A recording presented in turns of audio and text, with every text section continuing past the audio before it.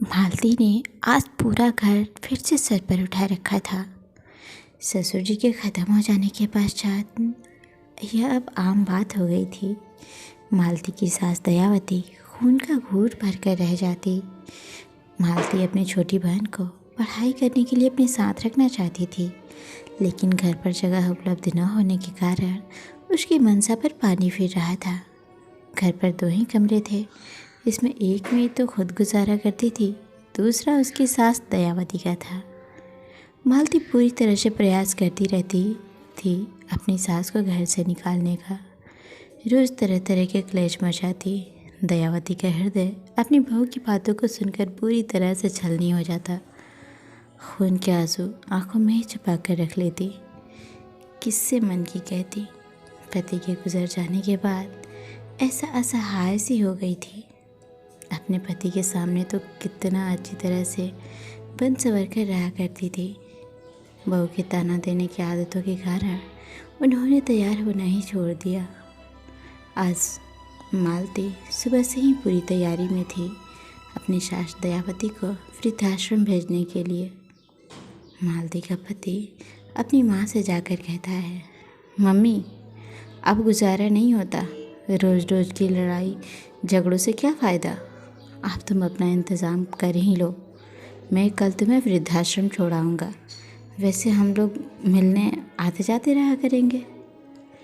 बेटे की बात सुनकर दयावती के पैरों के नीचे से ज़मीन ही निकल गई। उन्हें विश्वास ही नहीं हो रहा था कि उनका अपना खून उनसे इस तरह से बात कर सकता है। बहू के तानों से तो उनका हृदय पहले से ही छलनी था, लेकिन बेटे की बात सुनकर पूरी तरह से उनका हृदय फट गया। आंखों के बहते आंसुओं को पोंछकर वह मजबूती के साथ खड़ी हुई और अपने बहू बेटे से बोली, इंतज़ाम करने की आवश्यकता मुझे नहीं बल्कि तुम्हें है। यह घर मेरे पति ने अपनी कमाई से बनाया है और इस घर पर मेरा पूरा अधिकार है। वैसे तो मैंने अभी तुम्हारे नाम किया भी नहीं कुछ भी, लेकिन अगर कर भी दिया होता तब भी तुम मुझे नहीं निकाल सकते। सरकार का नियम है बड़े बूढ़े अपने बच्चों से अपनी दी हुई संपत्ति वापस ले सकते हैं। मैं तो खामखा बहू को दोष देती रही, असली कमी तो मेरे खून में, मेरे परवरिश में रही, वरना कल की आई बहू में कहाँ इतनी मजाल जो अपने सास ससुर को वृद्धाश्रम भिजवा दे। जब तक अपने बेटे में कमी ना हो, कोई बहू अपने सास ससुर का अपमान नहीं कर सकती है। ऐसा कहकर वह मजबूती से सोफे पर बैठ गई।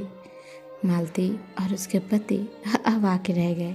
सो फ्रेंड्स, आपको ये छोटी सी कहानी कैसी लगी हमें कमेंट करके ज़रूर बताएं। चैनल पर नए हैं तो प्लीज़ चैनल को सब्सक्राइब जरूर कर लें। मिलते हैं ऐसी किसी दूसरी कहानी में, तब तक के लिए नमस्कार, प्रणाम। अपना ख्याल रखिए, अपनों का ख्याल रखिए। Bye bye.